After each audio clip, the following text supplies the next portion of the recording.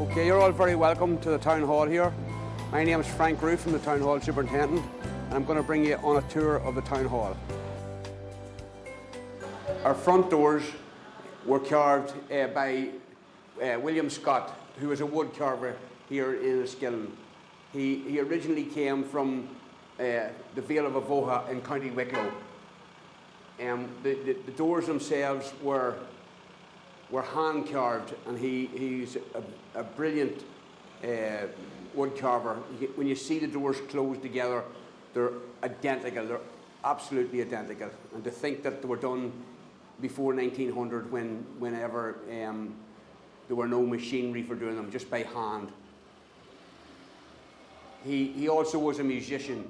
He played in a local group here, a quartet here, who would have played at concerts in our town hall in the early 1900 period. He was born in 1865 and died in 1910, and he's actually buried in the council cemetery at Brendrum here in Enniskillen. Just a company, right? Okay. This is a photograph of the old town hall. It was erected in 1807 and it was taken down in 1897 for the present town hall to be built. But since 1615, there's always been a main building on this site. Originally the old market house, which is a wooden wall, thatched roof structure. And down through the years it progressed to large stone buildings. The previous one from the early 1700s till the early 1800s, and it had been renovated quite a few times as well. The top floor of the town hall was a hall of entertainment. Plays, pantomimes, concerts, musical recitals. All types of entertainment here in Enniskillen took place in that part of the building. The entrance really was through a set of steps from at the back of the town hall right to the first floor. The old debtors' prison, you can see the bars in the window of the debtors' prison, was attached to the town hall. Small courthouse for debts of below £6.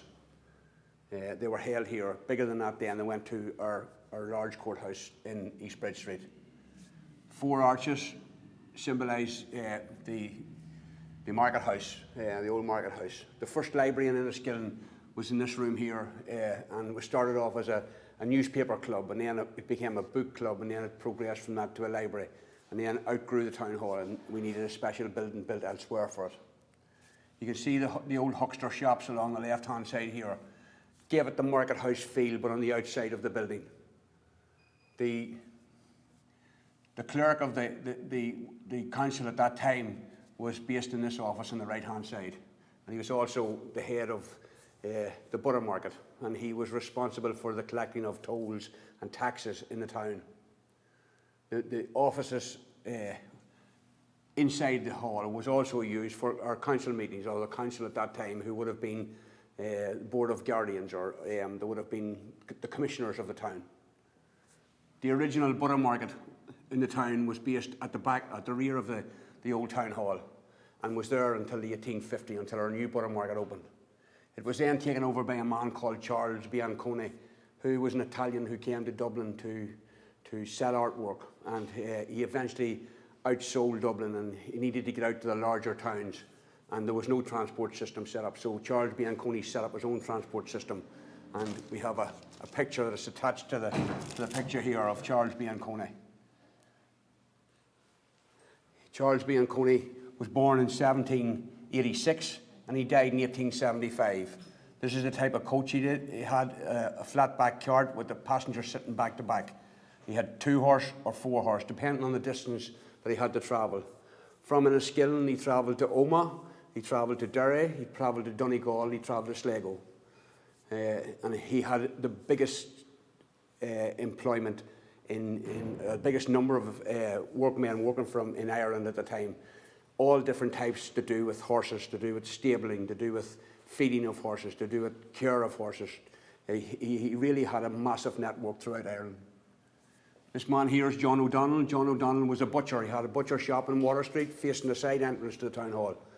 And John O'Donnell, and we'll just get another picture here of John O'Donnell, that's him here, standing outside his butcher shop with the meat hanging in the open window.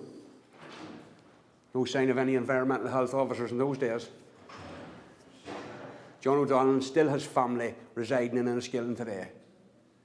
Roberts was the leading ladies' fashion shop in the town, and they sold to the gentry really, and they brought over the latest fashion from Paris and from London. Johnny Tuttle was a haberdasher with the prime spot on the diamond. Needles and threads, buttons of bows, ribbons, cloths of all type. He was a real character, played the tin whistle and done Irish dancing and jigs, and was a real character in the town. The man responsible for the law in the area was David Riley, and the old RIC constable here in the town, and he controlled the centre part of the town. At that time there were 3 barracks in Enniskillen, one in the west end of the town, one in the east end of town, and one in the centre of the town, just down at the side of Robert's shop. The information that I have regarding this picture was passed on by a man called John Martin, who really owned this pub here and resided at it, and was a great historian in the town, and a great man for passing on that type of information. And we have that because of him. Okay, the second photograph of the old town hall, erected in 1807 and taken down in 1897, for this one, present one to be built, is taken from High Street, looking back towards the side of the town hall. And you can see a busy town centre at that time. The Diamond area that's known, has always been known as the Diamond. You can see the bars in the window of the debtors' prison here in the corner. And you can also see the lady in the basement of the clock tower. Herself and her daughter sold fish from there. And that was a prime spot that she had as well. The council of the day tried to get rid of her a lot of times because of the smell of the fish throughout the building. This brilliant building on the left-hand side of the town hall here was a building that was owned by 3 brothers, the Whiteley brothers, who were shopkeepers in the town and came originally from outside of the town at Lisbolaw. They had different departments within the shop and sold different items from the different departments, hardware, grocery, and that type of thing.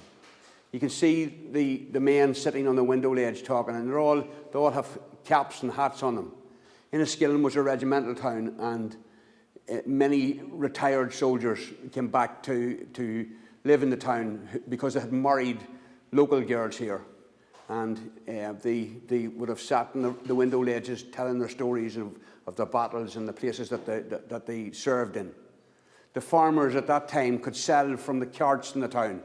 They could sell goods like potatoes, vegetables, like turf, sticks, blocks, and different types of things like that. So they all had prime spots for a long time on the Diamond. You can see the stagecoach, which is based outside the entrance to the Imperial Hotel, one of our better hotels in the town. The Imperial Hotel, after it opened, it done away with another hotel which was across the street, which was the White Hart, which was the oldest hotel in town. The only part of it that still remains is the archway. The archway is still there, and part of the existing street today. The new town hall, which was built between 1897 and 1900, was the brainchild of the commissioners of the town, and the chairman of the commissioners was a man called Hugh Lindsay, whose premises was across the street here from the town hall. It's now Witherspoon's, and it would have been the vintage in the 60s and the early 70s. The Linen Hall would have been the name for it way back in the early 1900s in Hugh Lindsay's time. The shape of the street of Enniskillen hasn't changed at all since the formation of the town in the 1600s. And the sizes of the houses have, and the height of the buildings have definitely changed, but the actual shape of the street remains the same. This picture was presented by Mrs. Callahan, who's the daughter of a Mr. Hayden. Her name was Hayden originally, and this would have sat in their house, and she actually presented it to the council for display in the town hall. Unfortunately, she never seen it displayed like it is today, because she died the week before we actually put it up. Okay, this is a photograph of the existing town hall when it opened on its first day in 1900. You can see a brand new building.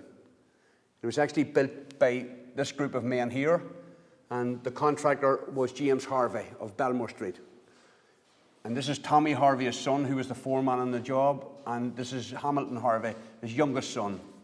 The Harvey men came originally from Armagh to County Fermanagh to carry out a big project in Enniskillen here in the Roman Catholic Church, and he was a foreman on the site.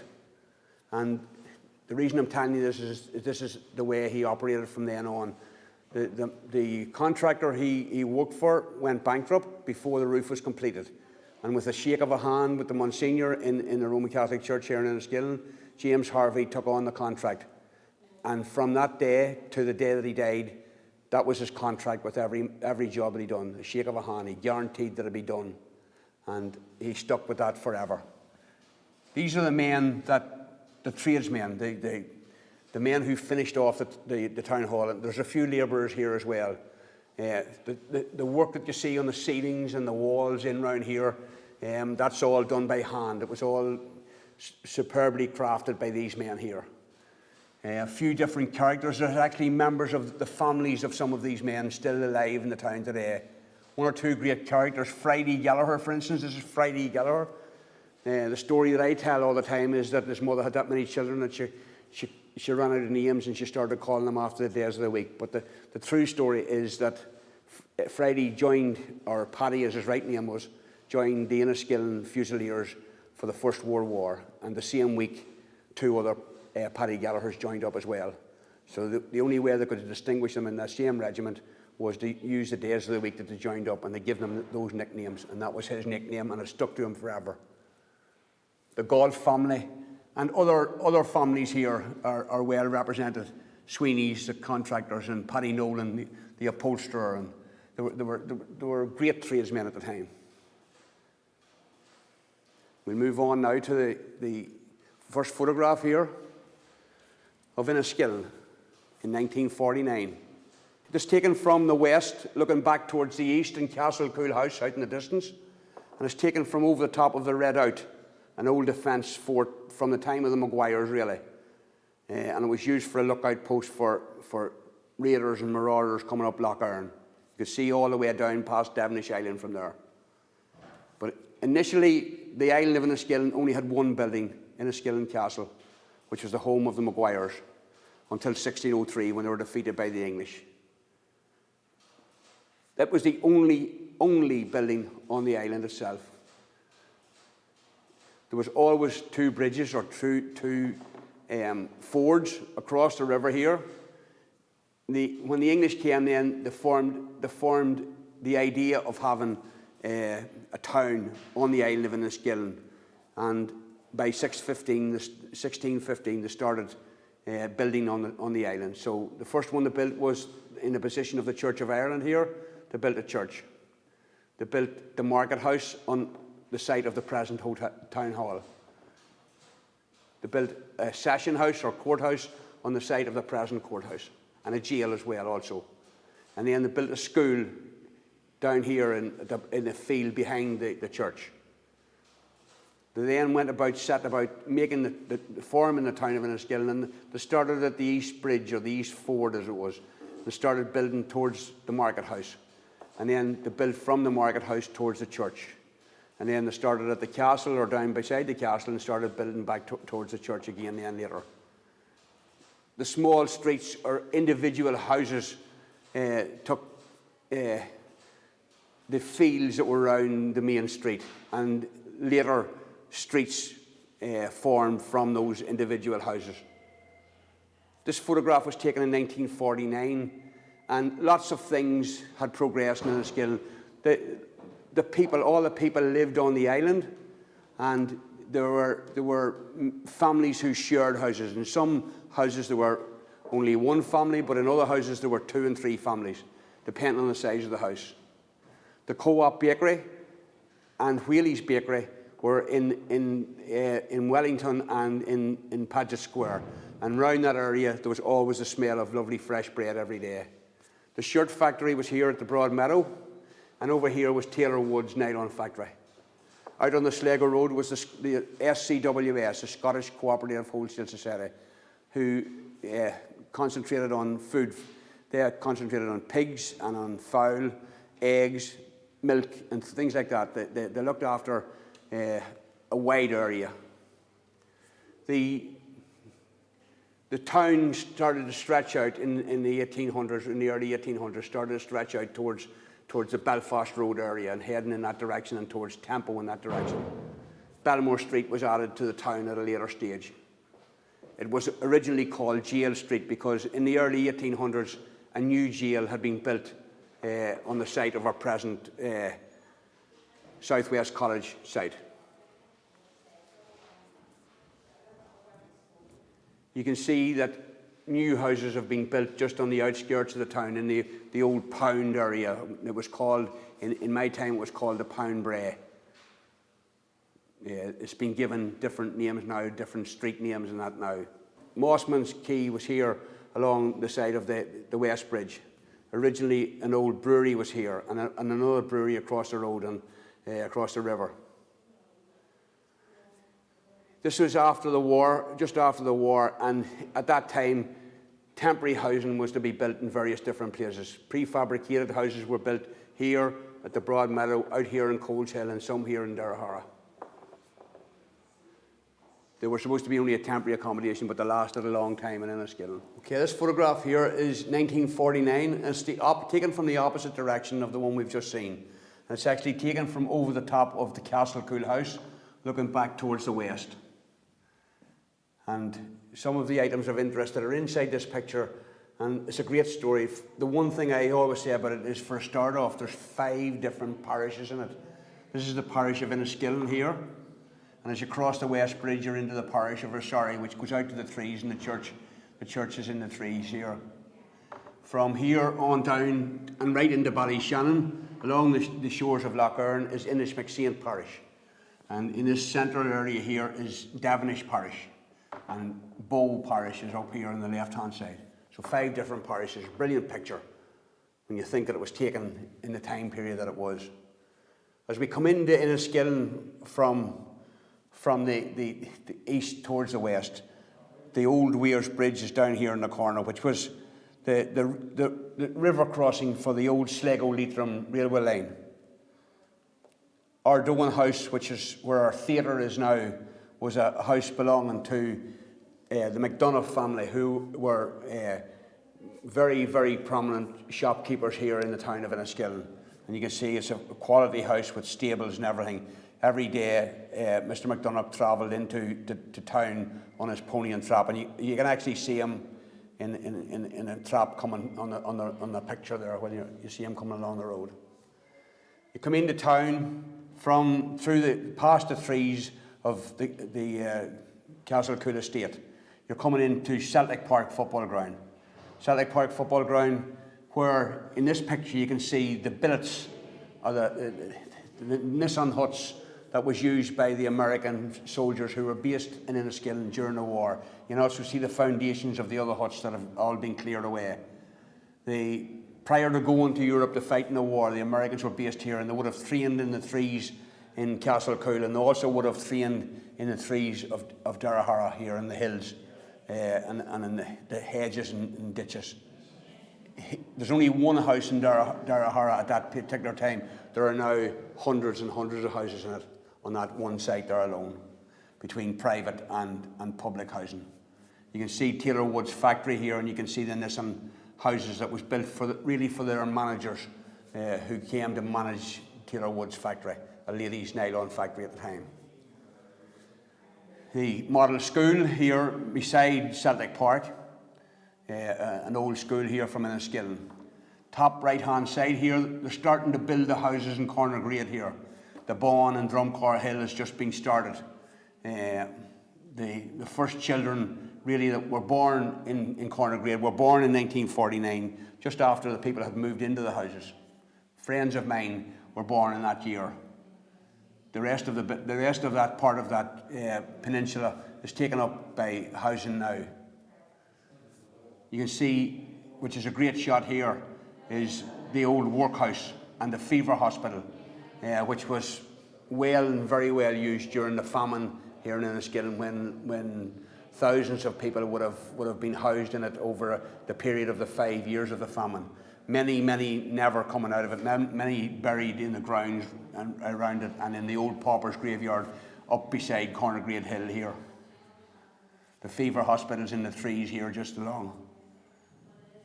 You can see also coming into the Skillen, past the old jail, which is here, past the jail and into Belmore Street, and across the East Bridge, and then up through the main street of Enniskillen, the snake-like shape of the street right through the island, through the two high points.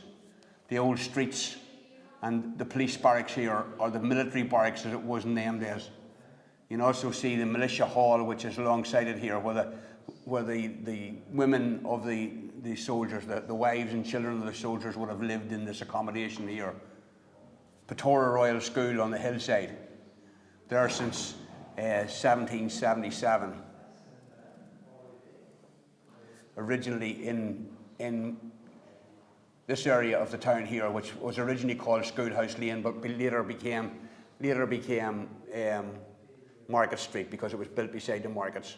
We moved then from Pettora then up to the Red Out, which is up on the hill here, which is the defence that I was telling you about. And then come along and out the Sligo Road, and you can see the building of the Scotch store, the old Scotch store, along the Sligo Road here. And then the temporary housing that started off the housing estate of Coles Hill, and it was all with temporary prefabricated houses. The houses then started to stretch out the Sligo Road, and it widened out the scope of the town really. Okay, so this one is 1959, 10 years after the first one that we seen, and it's taken from exactly the same place, from the west, looking back towards Castlepool House out in the distance here.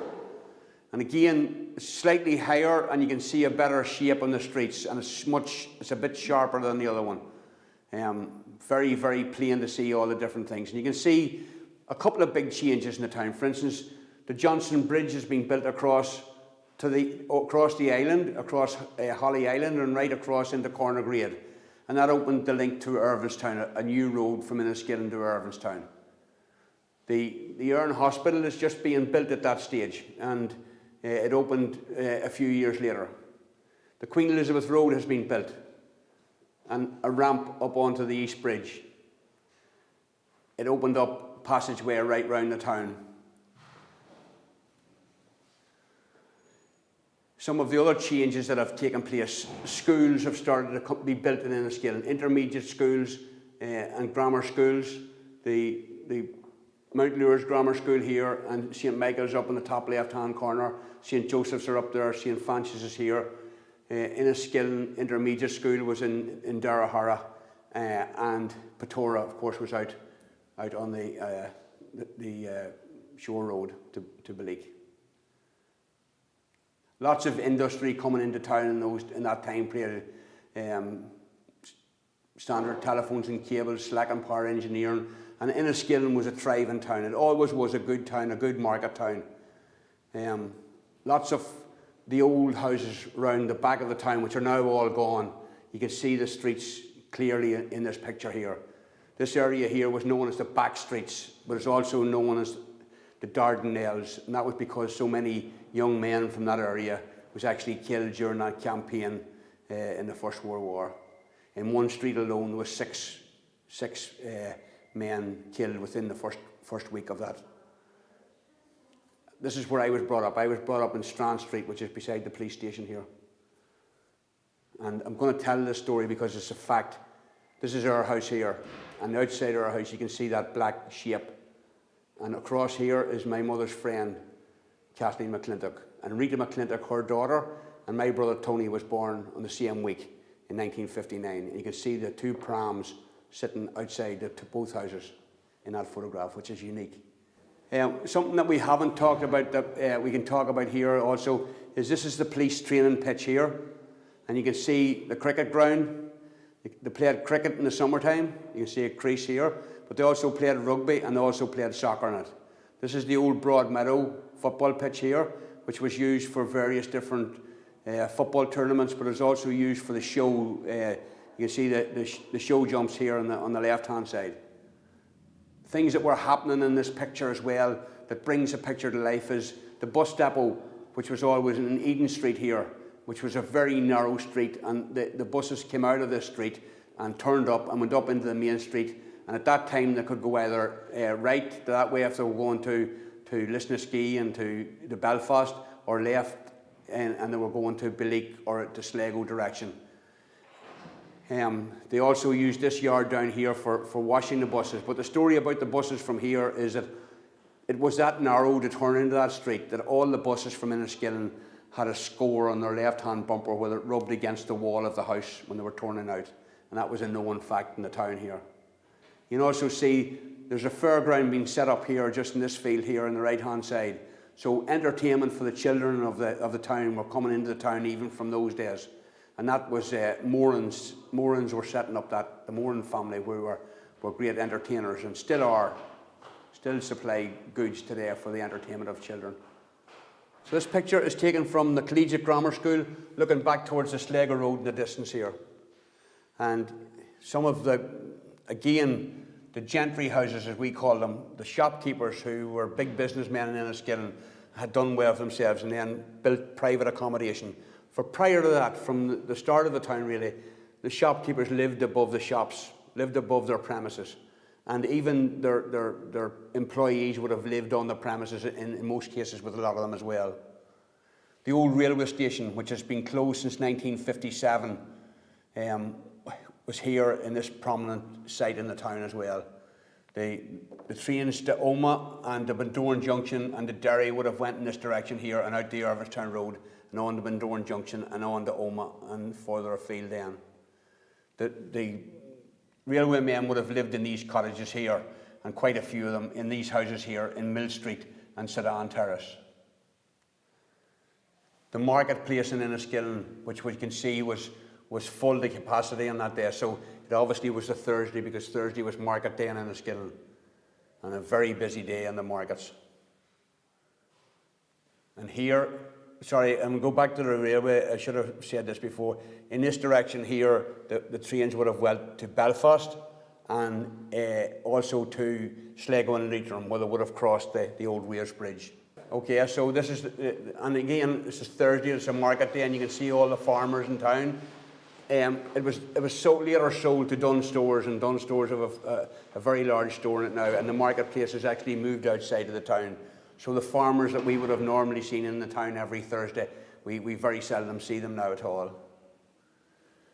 The site of the old jail, you can see the jail with the entrance to the jail here and into the yard and into the cells area. Later became, in the 1940s, early 50s, became the Technical College. And it was used as a school and a training centre for men who were going into trades and occupations like that. Again, the old South African War Memorial here, which was a large roundabout, which has been later years was moved down beside Enniskillen Castle. The dredging of the lake has taken place 3 times over the history of and the lake has been lowered 3 times in the history that we know of Lough Erne. And because of that, land came back. If you see that in other pictures, you'll see that it's a wet, boggy area. It's still wet and boggy even at this stage, but it became solid land. This is where our shopping centre is now built, and we'll see that in a later picture. You can see the broad meadow area that I'm telling you about, with the large stand and a completely surround area where Fermanagh Lakeland Forum is built now. And this is also taken in show week as well. You can see the tent up for the show dances which would have taken place at that time. The schools have been finished by 1963 and are up and operating, and lots of children coming into town and bringing with them more trade for the town as well, you know. This is the old railway station here, and the railway station would have went in various directions. Down round this way here and through the trees here, it became the Sligo-Leitrim railway line, and across the bridge at the Weirs Bridge. And it would have went on to Sligo and Leitrim in that direction. And funny, here we have a brilliant picture of the Sligo-Leitrim train coming back in over the bridge. And this was at the opening day for the outdoor swimming pool in Enniskillen. And it opened with a competition between Enniskillen and Omagh at the pool that day. And you can see, obviously, the gentry sitting in the chairs, and then the ordinary people then standing up here along the side of it. You see the safety boats out in the lake, so safety conscious, because it was a very fast flowing part of Lough Erne as well. It was the old Weirs Bridge, so it was a weir where they would have trapped eels and caught eels, and it was fairly fast flowing. So that took place on the 25th of July 1934. Again, here is a great picture of the Weirs Bridge again, taken from a slightly different direction, from looking back towards, from Ardone, the other side of Ardone, looking back towards the Weirs Bridge and the Dublin Road. Okay, so the top picture here is of Belmore Street, and in my time of living in Enniskillen, the McGee family lived in here. Greggy McGee lived in here. He was a dentist, and this in my time also was a little tea shop as well. It's passing the old Brothers School here, and the seminary here, Presentation Brothers and Christian Brothers. This is the building that unfortunately was blown up in the time of the Enniskillen bomb. This man coming past here is Mr. McDonagh, who was telling you about, owned the Ardone House. The entrance to the Fort Hill and up the ancient Chamomile Hill. And again, outside the entrance to the old jail. And you can see that it's a fair day, and the men have gathered to buy. It says horses in part of the picture, but it's mostly cattle that's there on that day. But it was a horse fair day as well. Darling Street, looking back towards Ann Street and looking back towards the West Bridge here. Again, you can see the old dirt street in the time. Lots of very prominent buildings and very prominent shops in that area. High Street, looking back towards the side of the new town hall, probably only opened about 3 or 4 years at that time. It's probably about 1905, 1906 maybe. And here in this shop here is Mr. Cathcart, and his brother is his brother-in-law, sorry, is Mr. McDonald. But this is Mr. McDonagh's shop here that we've been talking about earlier. Very, very wealthy and prominent businessman in Enniskillen. Mr. Kelly and the Mercers, the jewellers here in Enniskillen. You can see the Whiteley building, which was a brilliant stone building in its time. William Cooney, who started the Cooneyite religion, was in this shop here. And then the Ulster Farmers Mart, the market area, looking back towards the old county hospital in the background. The railway station here. And again, the town from the broad meadow, looking back towards the churches on the hill on the left-hand side. And the back of the town from the East Bridge, looking back down where the Queen Elizabeth Road was later built, and you can see the rough ground that it was built on. And a lot of boats that would have been kept in different areas of the town. This is the old mill in Mill Street, and the Irvinstown Road runs out behind that lake. It's called Racecourse Lock or the Mill Lock. There's 2 names used for it. And Patora Royal School on the hill, there since 1777. A lot of history towards it, the building itself, and a lot of famous people like Beckett and Oscar Wilde, and even heads of Europe, sons of heads of Europe were also at that school, but not recorded as such. The Round O, which is a park area now, but in those days it was used by the local yacht club here, and you can see the yachts based at the Round O at that time. And a shot of the old part of the town, the old streets part of the town from the top of Cole's Monument, looking back towards Patora in the distance. And you can see the smoke-covered houses of the old back streets at the time. Okay. This picture was taken in the late 2000, and it's slightly higher up, but again from the west, looking back towards the east, and Castle Cool House out in the distance here. Lots of changes have taken place by this stage. You can see the red out in its entirety. That's the old defence fort, which was later used by the English after the First World War for a hospital, and it later was used then by Patora Royal School for a residence for its boarding students. Lots of changes have taken place There are now 6 bridges, 6 road bridges, 1, 2, 3, 4, 5, 6 road bridges and 2 footbridges on and off the island of Enniskillen. All the houses, nearly all of the houses are all completely gone.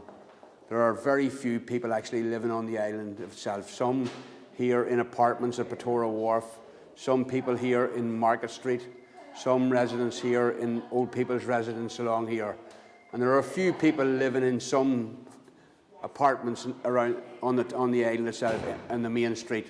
But basically, everybody has gone. You can see the amount of houses that's actually off the island in different directions now. And there's quite a few more to the north, from heading towards North Fermanagh, and quite a few on the Sligo Road side heading south Fermanagh. There's quite a number of car parks, really and truthfully, a lot of car parks on the town of Enniskillen now. Quite a number in various different places all over the town. It's mainly a street of shops. The residents, the people from Enniskillen have actually all moved off the island, and leaves it much quieter most nights compared to what it would have been in the old days.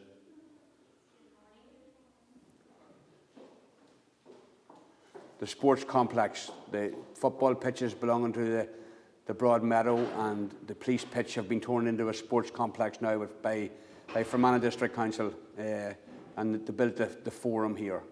The buses are mainly in the same area here, only in a brand new station.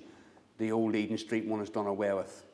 The shopping centre is on that peninsula that we were looking at earlier on, that's now reclaimed land, and a new shopping centre built here.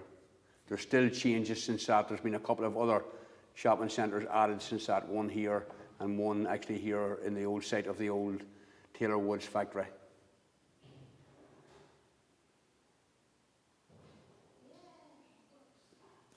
The Enniskillen Island, which is facing Enniskillen Castle, has been turned into a canoe centre. You can see the accommodation for the canoeists and that is to stay on. The old Co-op bakery has been taken over and is the main headquarters of BT. The old Whaley's bakery have been turned into residential accommodation for old people, and a few shops here as well.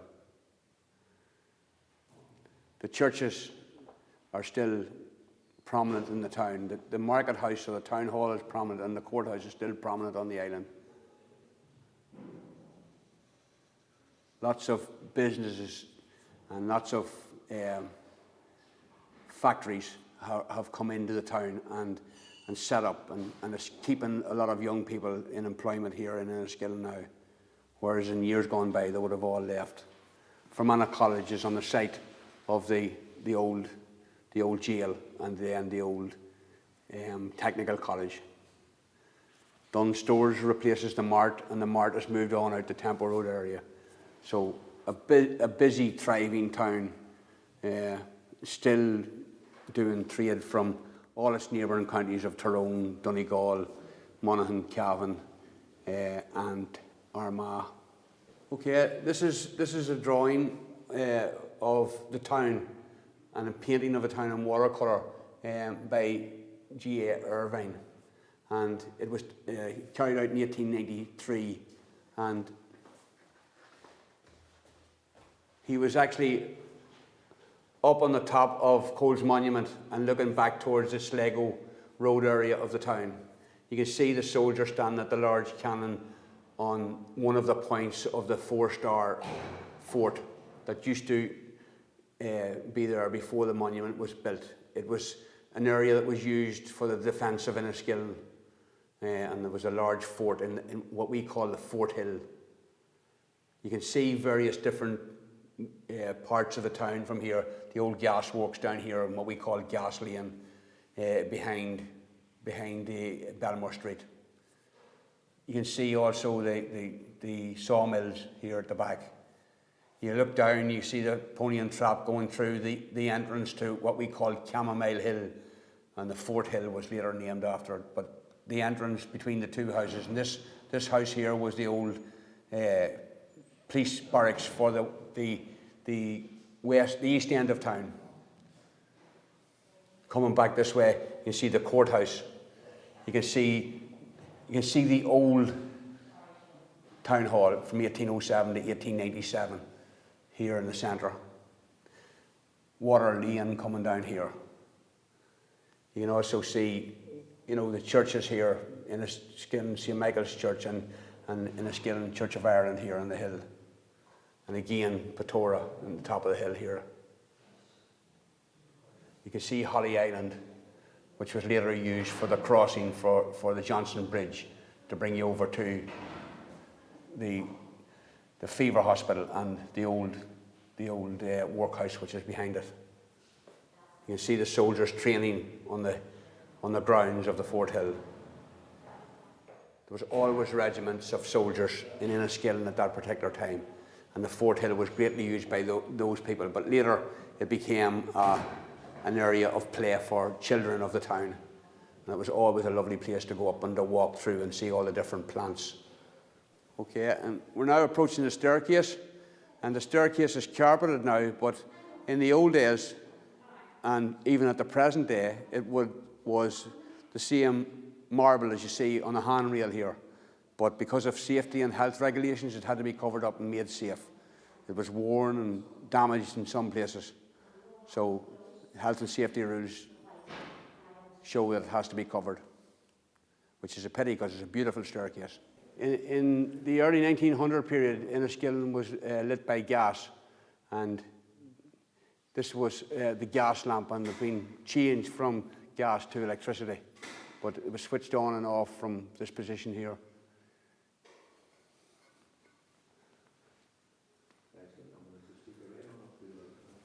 Okay, we're now coming up onto the first floor, and we have various items to show you here. Our Chief Executive's office on the left-hand side.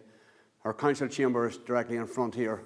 But the first item of interest is really an old drawing of Enniskillen from 1787. And it was drawn by a man called William Clark, who was an ordnance survey officer here in Enniskillen. And he was sitting on the bank where Mount Lures Grammar School is now, and he started to look at the town, he started to draw it. And this is a copy of that drawing. What's unique about it is he actually put letters and names against the various buildings in the town, such as the East Bridge, the Session House, the Meeting House, the White Hart Inn, the Market House, Water Lane, the factory houses, and the Bleach Yard, the schoolhouse, Boston, the convent, the church, the churchyard, and the castle, which is brilliant because in some instances some of those names had been lost to the history of Enniskillen. But he started at the East Bridge and the East Ford, which was at a lower level and came up high to join on the street of Enniskillen. He went to the Session House, or courthouse and jail, and to the Presbyterian Meeting House. And Trimble's history of Enniskillen, which was written at a later stage in the early 1900s, in Trimble's history, William Trimble talked about the entrance to the Presbyterian Meeting House because that was his family's church. And the entrance, he said, was through a gap in the streets and underneath an archway. And on this here, you can see the actual gap in the streets and the archway. And this is the Presbyterian Meeting House here. The old White Hart Hotel. And the story about the White Hart Hotel was that you could stay in the White Hart for sixpence a night, providing you shared a room with 4 other people. If you had a whole shilling, you could get a room on your own. That was a story about the White Hart. The old Market House, the one actually before the one that we've seen downstairs from 1807. This was the old Market House from the 1700s. Water Lane, we know it as Water Street, but this is Water Lane in those days. Coming down to Kernahan's Wharf and Kernahan's Sawmill. This is Kernahan's Wharf here, and this is the sawmill, which is now where Franco's restaurant is built. Kernahan was a great entrepreneur in the town. He was the man mainly responsible for the changing of the town from an old thatched house village town to a great thriving town of slates and tiles and glass and good wood brought in from America and from different places he made Enniskillen really with supplying of big shops in the town and hardware merchants in the town. He brought shiploads of goods in through Ballyshannon, up in the bay in Ballyshannon. He offloaded it in Ballyshannon and brought it by road up to Balleek because of St. Catherine's Falls.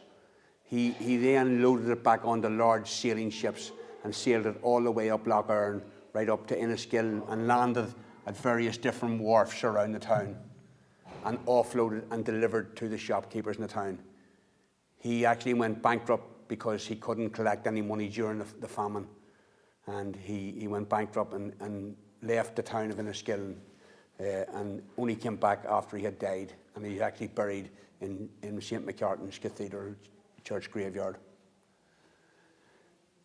The old bleach house and bleach yard here, a business run by the Earl of Enniskillen at the time, set up by him. Schoolhouse Lane, which later became Market Street. The Royal School was based here, and as I said, until 1777, when it moved to the hill at Petora. Then became tenement buildings for people who lived in the town. This is the oldest named area of the town of Enniskillen. It's Boston. It's actually named in the Annals of Ulster, which was written by, again, partially by one of the scholars from Fermanagh, Cathal McManus Maguire. And it was named in 1603. It was where Garv O'Donnell, the traitor from Donegal, landed with the English and landed here to fight with the Maguires, who were in the castle over the top of the hill. They eventually defeated them in 1603, and the Maguires fled the castle, never to return. The Church of Ireland Cathedral here on the right-hand side. An artistic license allowed him to move the castle from over here over to here, so it helped with the picture. But back to Kiernahan. Kiernahan's, as I said, was a great entrepreneur in town. He really owned the building that was on this side of the river here, and that was the old St. Michael's School and the building that was blown up in Enniskillen bomb. And it was a warehouse. It was a grain store and warehouse where he supplied grain and goods like that to different shopkeepers in the town of Enniskillen. And he was a fantastic businessman.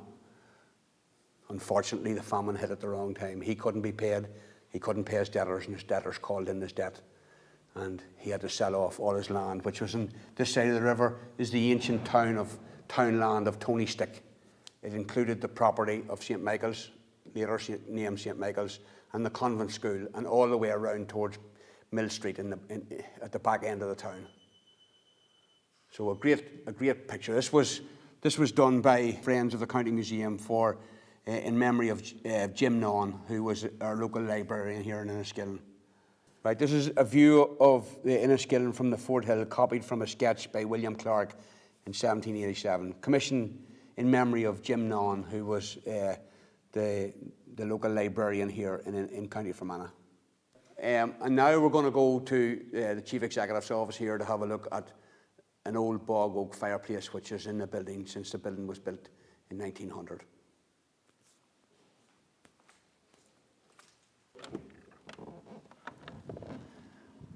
We are now entering the Chief Executive's office, and on my left-hand side here you can see the 1823 map of Lough Erne and all the town lands and all the islands on the lake, and bringing you right into Donegal Bay.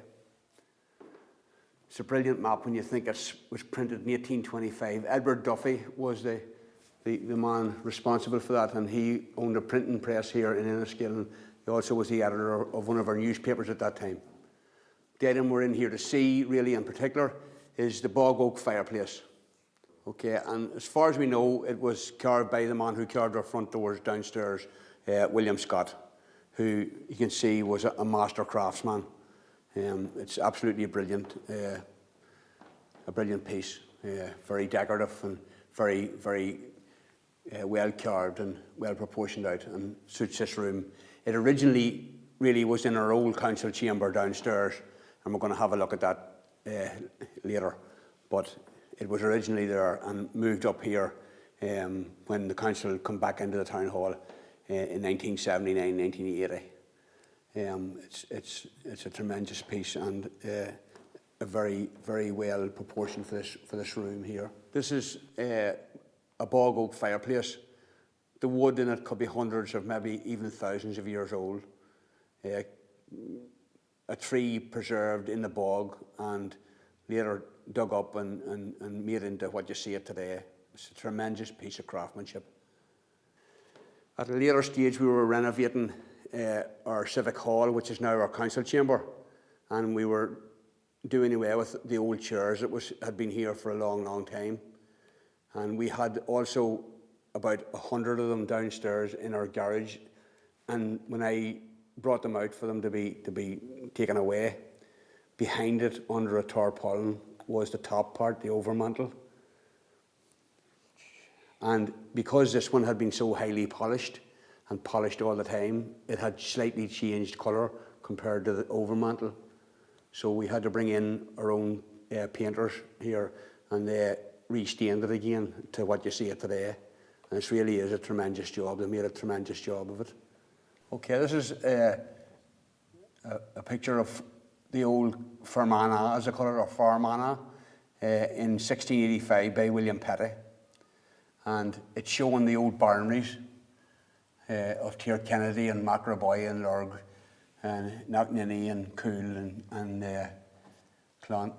Clonkerry, should be.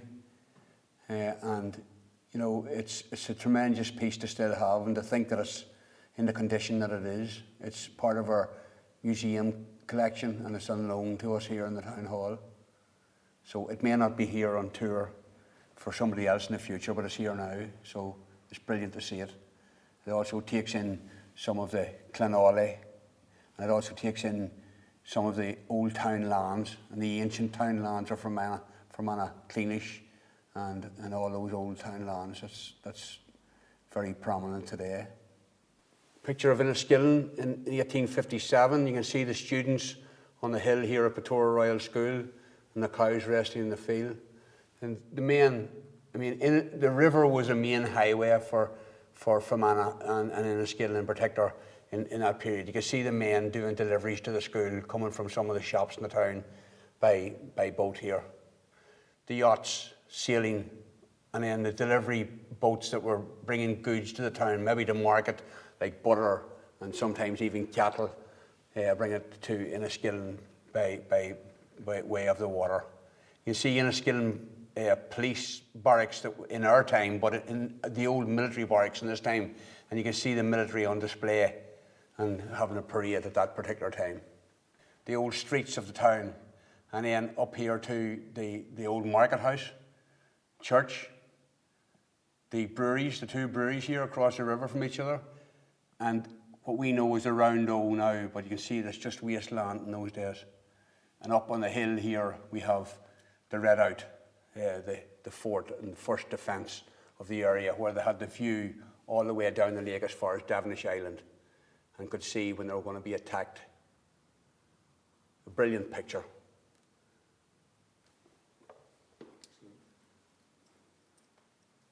Okay, we're going to go now to the council chamber, formerly the civic hall, and a tremendous part of the building of the town hall. And this is our council chamber, formerly the civic hall, and formerly the hall of entertainment here in Enniskillen. It's now our council chamber, and we have 40 councillors in Fermanagh. We have SDLP, Sinn Féin, Independent, DUP and UUP. The chairman of the council is Thomas O'Reilly, who's a member of the Sinn Féin party. The chamber is set up in two arches, facing towards the chairman in the centre of the top table. On his right-hand side is the chief executive, Mr. Haggerty, and on his right-hand side is the secretary who records the minutes of the meeting.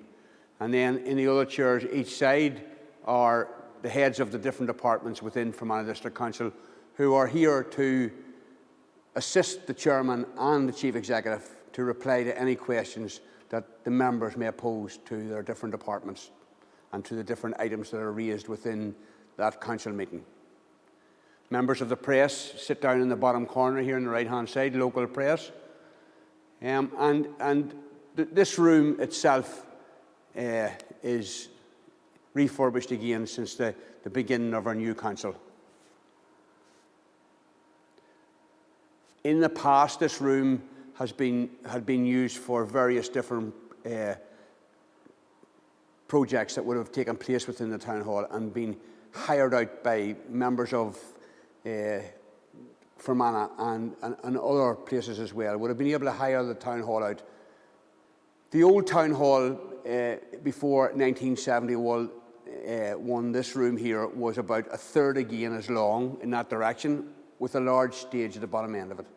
And from the town hall was built in 1900, right through to 1971, it was a place of entertainment. Plays, pantomimes, concerts, musical recitals, church groups and organisations could hire the town hall for a very small fee. Football clubs, local football clubs and local charitable organisations could hire it for just a few pounds.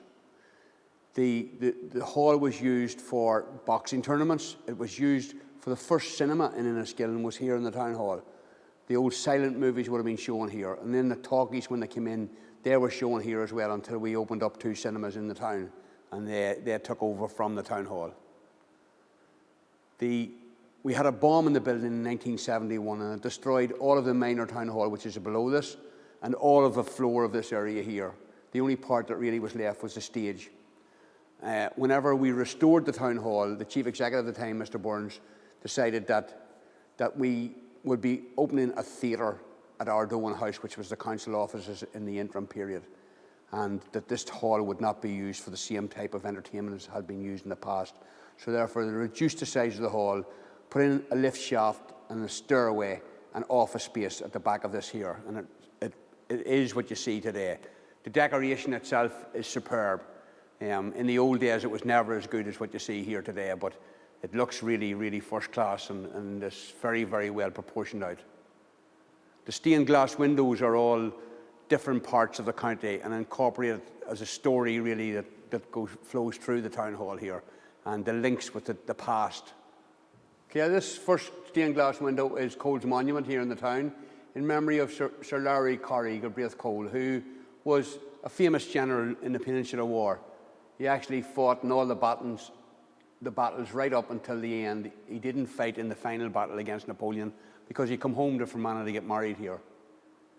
But he's a member of the Cole family who were the founders of Enniskillen.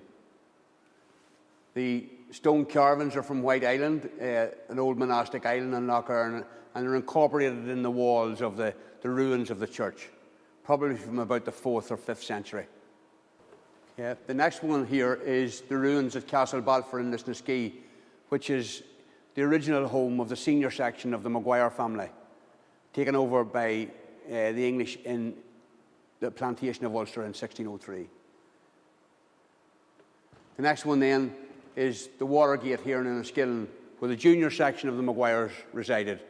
They were the sailors in the family. They would have had an army of boats, really, and they would have sailed up and down Lough Erne and raided into various different parts of both Fermanagh and into parts of Donegal and probably Cavan as well. They were housed in Enniskillen Castle. And then the next one then is the ruins of the Abbey and the Round Tower on Devonish Island. The Round Tower is said to be the tallest fully standing round tower in Ireland. There are taller towers, but not complete the way Devonish is. Probably from about the 14th century, that site, and raided by the Vikings on numerous occasions as well. The next one is the Fiddler Stone outside the gates of Castle Colwell. It's in memory of a very famous fiddler called Dennis McCabe, who was out on the barge with the Count of Milan, and the legend that's attached to the stone said that they were out and that they were having a drink of poaching, which is a local brew here, and got quite drunk, and the mist descended in Lough Erne and they rowed towards the shore, and they came to a stop when Dennis McCabe jumped out of the boat, only they'd hit a rock and they hadn't got to the shore and he was drowned. And the legend that's attached to the stone says that when the mist descends on Lough Erne, you can hear the fiddler fiddling. And our last one here is the Irvinstown Clock Tower, which is in front of the old cemetery in Irvinstown. And the last one is the old bridge, the old West Bridge here in Enniskillen with the 3 arches. The present one has 2 arches. And this one was before 1825. The crests above the doors is the crests of the old councils of Fermanagh. This one here is the old Fermanagh County Council, and you can see the Irish translation at that time for Managh, which is the men of Managh, which was the race of people that came to Fermanagh at the start of the existence of people being here in Fermanagh. The 2 badgers that are supporters of the shield have golden roundels attached to their body with a red hand inside it. That represents the Brooke and Cole families here in County Fermanagh. The badgers are supporting the shield, which inside it is the Watergate, which is Enniskillen Castle. Above the battlements flies the cross of St. Patrick, the flag of St. Patrick. The wavy line below it, it represents Lough Erne flowing past the castle. Above the Watergate is the knight's helmet, and the knight's helmet has a side view and a closed visor, which is representative of peasantry more than royalty. Above the knight's helmet is the cornet of 4 shamrocks, which represents the 4 provinces of Ireland: Ulster, Munster, Leinster and Connacht. And inside the cornet or the crown is the knight on horseback with a sword in his hand and the plumes in his head, and that's the King of Fermanagh, the Maguire. The Borough Council was formed in 1949, and as part of the crest they used the Enniskillen Dragoon and the Enniskillen Fusilier, 2 of the local regiments that was raised here in the town. The Enniskillen Dragoon officer is on the right-hand side, and the Enniskillen Fusilier is on the left-hand side. They're both in Napoleonic War dress. They are supporting the shield, which is divided into 4 sections with a red and white cross, which is the George Cross, which is a battle honour that was won by both of those regiments, and therefore allows them to fly that flag above Enniskillen Castle. It's divided into 4 quadrants, and the top right-hand quadrant is a book of learning, which represents the royal schools of Fermanagh and Enniskillen. The 2 castles in the top left-hand and the bottom right-hand quadrant are representative of Enniskillen Castle. Below it, on the left-hand quadrant, you have the 3 bridges, the East Bridge, the West Bridge, and the Johnson Bridge. And those were the 3 bridges on and off the island of Enniskillen at that time. There's 4 columns in the bridges, and they represent the 4 regiments of foot for the Enniskillen Fusiliers. And with the 4 columns, you have 3 arches, and those represent the 3 regiments belonging to the Enniskillen Dragoons. Again, above it, you have the knight's helmet, side view, closed visor, representing peasantry more than royalty. The unique part of the top part is there's a black anchor with a golden eagle on top, and that represents the Catalina flying boats that were based in Lough Erne during the Second World War, and that were used to spot the German shipping out in the Atlantic and out in the Irish Sea and places like that. The most unique one that was spotted by a Catalina flying boat from Enniskillen was the Bismarck, which was subsequently sunk then afterwards with the information it received from the pilots from here. And on the bottom you have the full motto of the Borough Council, which is Ut pro ave in Deo conferimus. And the meaning is, and the nearest translation is, as our ancestors or as our forefathers, in God we confide. That's the Borough Council crest. And then in the centre here was the Fermanagh District Council crest. Again, Fermanagh this time is in English, and the supporters are 2 stags. And on the left-hand stag you see around his neck is the fleur de lis, and on the right-hand stag you see the 8-pointed argent or 8-pointed star. They're supporting the shield, which is divided into 4 sections with the golden roundel in the red hand, again representing the local families, the Brooke and Cole families. The left-hand section is the round tower of Devonish Island. The right-hand side is Cole's monument here in Enniskillen. Above it you have, again, the Watergate in Enniskillen Castle, and again the flag of St Patrick flies from the battlements. The wavy line again represents Lough Erne flowing past. Below the golden roundel is the Bleak Urn and Fermanagh lace, representative of the local craft industry here in Fermanagh. Again, the side view of the knight's helmet and the closed visor, again representing peasantry more than royalty. The cornet again with the 4 shamrocks representing the 4 provinces, and again this time the knight on the prancing white horse with the uptorn sword in the hand and the plumes in the head, and that's the Maguire, the King of Fermanagh.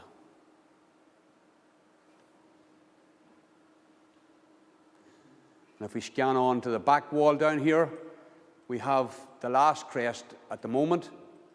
Is Bielefeld, is our twin town in Germany. The twinning between Enniskillen and Bielefeld is going on for over 50 years.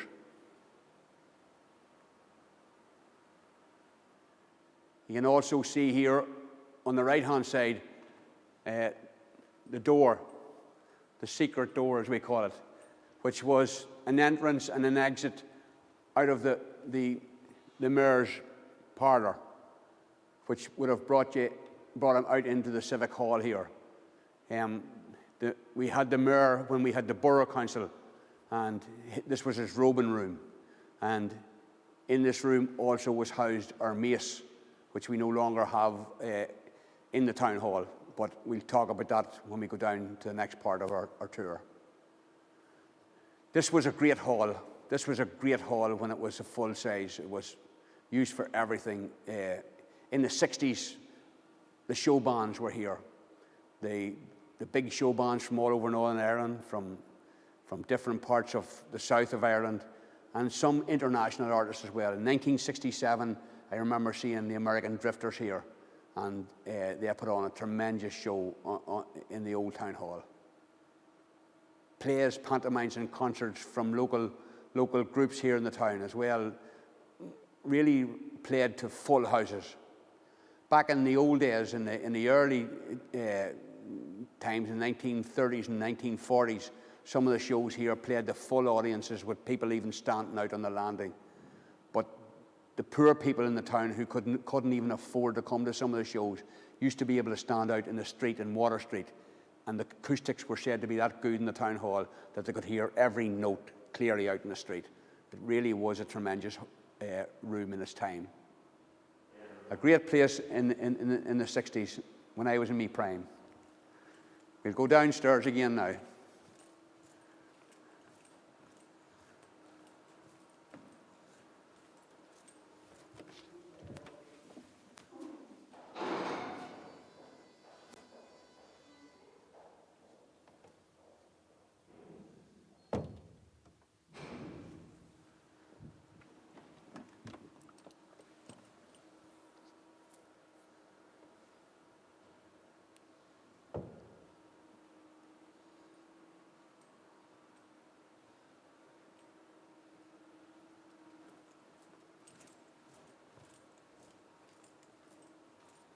Okay, we're now going to go downstairs again, and we're going to go to our civic suite, which is used by the chairman of the council and the councillors and the chief executive for receiving visiting guests and dignitaries to town.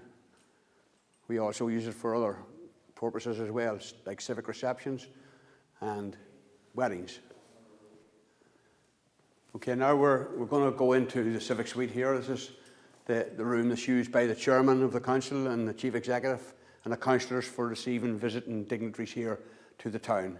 It's also the room used by the registrar for marriages. So we're going to see the room at both those opportunities today. The items of interest that we have inside the room and the history of the room is our Bleak pottery collection here on the left-hand side. And you can see here, this piece at the bottom is an original black stamp piece, which is made from the clay from the Bleak area. Eventually they ran out of that clay and they had to import it from elsewhere, and that changed the whole texture of the pottery. This is one piece of a full collection which we have in our museum here in Enniskillen, and this is on loan from the County Museum. You can see the likeness of the new clay brings in the Parian china. Really, it's very fine, very, very light, very see-through, very collectible. And some of the pieces that here are quite a number of years old. Our visitors book is the visitors book of the Borough Council, which really commenced in 1949. But prior to 1949, in 1946, a special visitor to the town of Enniskillen was Princess Elizabeth. And after that, we would have had visitors really from all over the world and from all different places of the world. And they started in that period. And then in 1962, Elizabeth, the Queen Mother, was here on a state visit to Enniskillen, and she visited the town hall here and signed her book. And I done this a few years ago. If you close the two signatures beside each other, you can see how much they are alike. She obviously had a hand in the teaching of her daughter to write and to write her signature. Some of the other ones here as well is King Leopold and Queen Lillian of Belgium were here in 1964 to receive the freedom of the borough on behalf of the regiment, the Enniskillen Fusiliers. Other visitors, Lord and Lady Erskine, who was Governor of Northern Ireland, was here as well for a visit. Again, then it changed then to Lord and Lady Erskine, again Governor of Northern Ireland, 1968 this time. And another special visitor we had here in Enniskillen in 1983 was Princess Diana. And then at a later stage then, Prince Charles. And then if we go to the last book, or newest book, we end up with the last day of Fermanagh District Council and the former chief executives who were here for a reception given by the chairman of Fermanagh District Council at that time. Mr McGuinness, who wasn't with us that day because he's passed away, Jerry Burns, MBE, chief executive in my time, Aidy McGinley again in my time, Rodney Connor again, and Brenton Hegarty, the present chief executive of Fermanagh and Omagh District Council, who was also chief executive of Fermanagh District Council. I'll do that, but again, Rodney Connor, chief executive in my time, Brenton Hegarty, chief executive in my time as well, and now is the new chief executive of Fermanagh and Omagh District Council, and Mr Robert Gibson, who was the temporary chief executive at that time as well. And then on the 31st of March, the councillors had a closing reception on the last day of that council. And members of staff and the councillors were at that reception, including this fellow here down here. So it was given on behalf of the chairman for the staff that worked in close proximity with the councillors in the council meetings down through the years.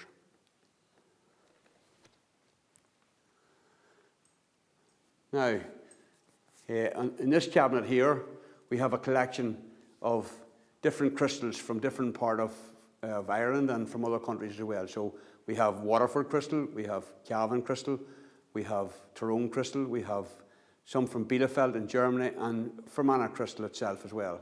And in this cabinet here, we have a collection of crystal from different parts of Ireland and further afield. We have Waterford, we have Cavan, we have Tyrone, we have Fermanagh, and we have Bielefeld in Germany.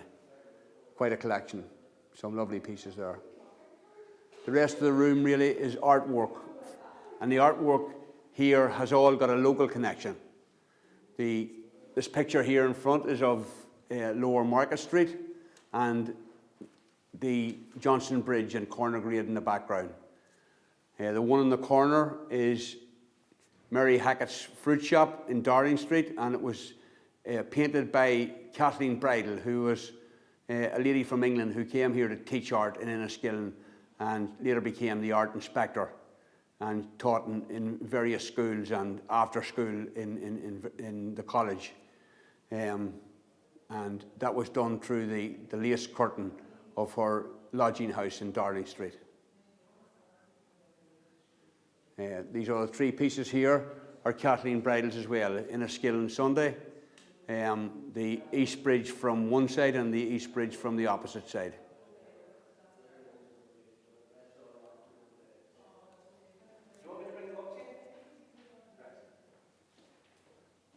Okay, this one here is by T.P. Flanagan. T.P. Flanagan was taught art by Kathleen Bridle, along with William Scott, who is both of them are very famous painters here in County Fermanagh. Unfortunately, both have passed away, but their artwork lives on behind them. And this is Castle Cool House on the estate.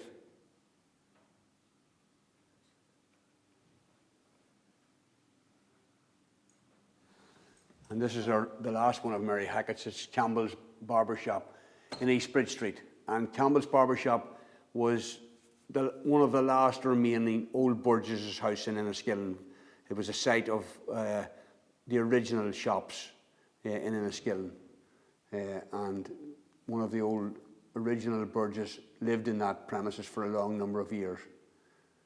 Another local artist, Barbara Allen, in 1987, carried out this painting of T.F. Campbell's shop. And again, this shop was one of the old Burgess houses on the island of Enniskillen, the original council, or the original ruling people of the town. And it's on the site and still in existence and still owned by the Campbell family. Okay, and above the cabinet here are British Airways Tourism Endeavour Awards, which were won by Fermanagh District Council for various different projects within the county. Tourist Information Centre, Marble Arch Caves, the Butter Market, the Tourist Centre in Garrison. And we have 3 or 4 other ones that are actually on site as well. They're won and held by the different departments that won them, you know.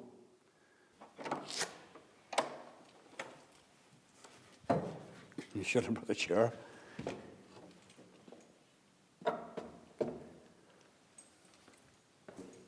Okay, this is a photograph of our mate, made in 1707 during the reign of Queen Anne, and made by a Dublin silversmith and goldsmith called David King.